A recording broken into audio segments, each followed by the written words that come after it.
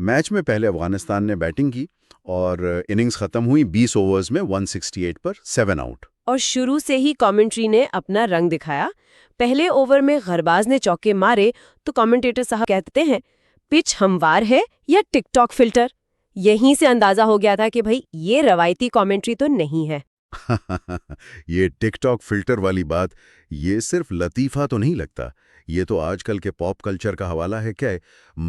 جان بوجھ کر کیا گیا تاکہ نوجوان نسل سے کنیکٹ کیا جا سکے؟ بالکل ایسا ہی لگتا ہے۔ یہ انداز فوراً ایک تعلق بناتا ہے، لیکن اس میں یہ بھی ہے کہ ایسے حوالے شاید جلدی پرانے ہو جائیں تو یہ ایک دلچسپ کشمکش ہے، فوری اثر اور دیرپا تجزیے کے بیچ کی۔ خیر، پاور پلے جب ختم ہوا 6 اوورز تو افغانستان کا سکور تھا 48 پر 1۔ شروعات تو تیز تھی۔ پاور پلے کے بعد پھر وکٹیں گرنا شروع ہوئیں، 5واں اوور، 8واں، 10واں وکٹیں گئیں، لیکن کامنٹری کا جو مزاحیہ پہلو تھا وہ چلتا رہا۔ تیسرے اوور میں چھکا لگا تو تماشائی نے کیچ چھوڑا، وجہ پکوڑے ہاتھ میں تھے۔ یہ چھوٹی سی بات کیسے منظر کو دلچسپ بناتی ہے؟ یہ دیکھیں نا، یہ روزمرہ کی زندگی سے اٹھائی گئی مثال ہے۔ پکوڑے کا ذکر فوراً سننے والے کو سٹینڈ میں بیٹھے کسی عام آدمی سے جوڑ دیتا ہے۔ یہ ایک بڑے کھیل کے لمحے کو ایک بہت ہی مانوس، ہلکے پھلکے انسانی تجربے میں بدل دیتا ہے۔ یہ ٹیکنیک یعنی کھیل کو عام زندگی سے جوڑنا، یہ ہمیں اس کمنٹری میں بار بار نظر آتی ہے۔ جیسے 90 اوور میں رن آؤٹ سے بچنے کے لیے جو ڈائیو لگی، اس پر کہا ڈائیو ایسی جیسے آخری بس پکڑنی ہو۔ یہ بھی ویسی ہی بات ہوئی۔ کیا اس طرح کی مثالوں سے کھیل کی سنجیدگی کم نہیں ہوتی؟ یہ ایک اہم سوال ہے۔ ایک طرف تو یہ کھیل کو زیادہ آسان اور کم انٹیمیڈیٹنگ بناتا ہے، خاص طور پر ان لوگوں کے لیے جو شاید تکنیکی باریکیوں میں اتنی دلچسپی نہ رکھتے ہوں۔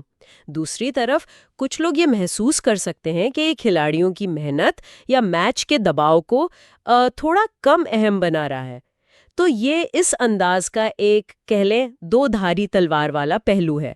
10ویں اوور میں وکٹ کیپر نے بڑا صاف کیچ لیا تو تبصرہ تھا سیلفی لینے کا سوچا ہوگا۔ یہ مبالغہ آرائی ہے، ایگزیجریشن جسے کہتے ہیں۔ جی، یہ مزاحیہ مبالغہ آرائی یعنی ہائپربلی کی بہترین مثال ہے۔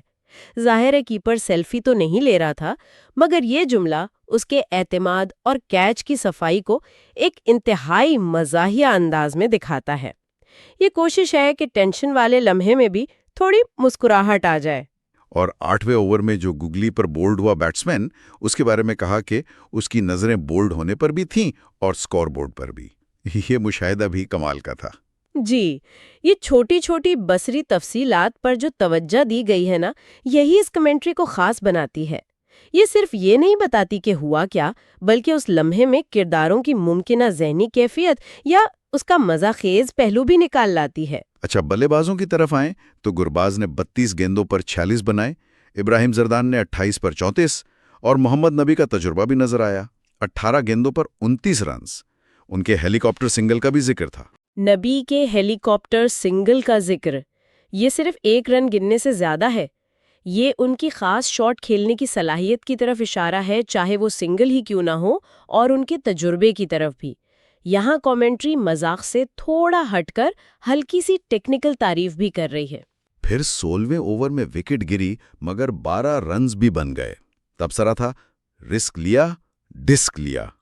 یہ جملہ کیا کہتا ہے؟ یہ آج کل کی T20 کرکٹ کی روح کو پکڑتا ہے کہ وکٹیں گر بھی رہی ہوں تو رفتار کم نہیں کرنی۔ یہ مختصر، جاندار جملہ اس جارحانہ حکمت عملی کو بڑی خوبی سے بیان کرتا ہے۔ یہ صرف اسکور اپ ڈیٹ نہیں، یہ کھیل کی نفسیات پر تبصرہ ہے۔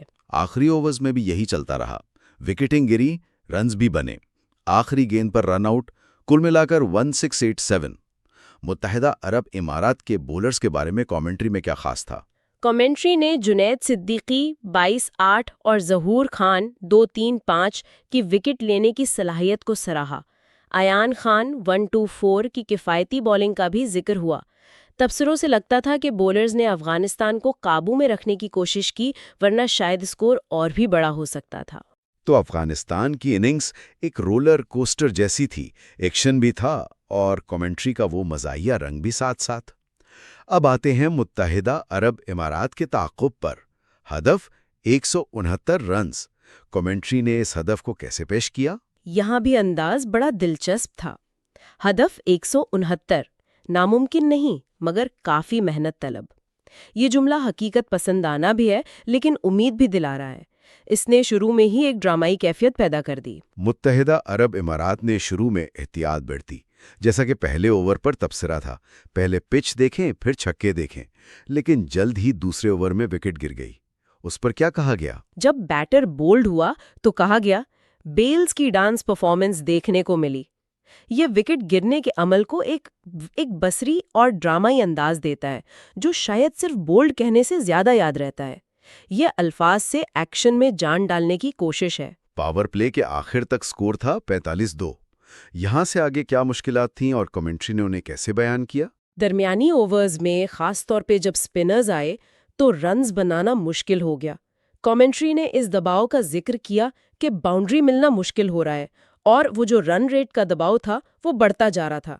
विकेटें भी गिरती रहीं वक्फे वक्फे से 9वीं, 12वीं, 15वीं, 17वीं, 19वीं ओवर में। लेकिन इस दबाव में भी मजाक चलता रहा। 8वें ओवर में एक बड़ा छक्का लगा तो कहा बॉल ने इमिग्रेशन ले ली। ये फिर वही मुबालगा आ रही, लेकिन ये शॉट की ताकत को कितना यादगार बना देता है। बिल्कुल, ये सिर्फ ये नहीं कहता कि छक्का लंबा था, बल्कि एक पूरी तस्वीर खींच देता है, एक छोटी सी कहानी बना देता है। इसी तरह 9वें ओवर में शॉट फाइन लेग पे कैच हुआ तो तबसरा शॉट में वाकई शॉट निकला। ये अल्फाज का खेल है, पन जिसे कहते हैं, जबान के साथ खेलने की सलाहियत दिखाता है और सूरत-ए-हाल को हल्का फुल्का कर देता है। 12वें ओवर में राशिद खान की विकेट, वो बहुत अहम थी।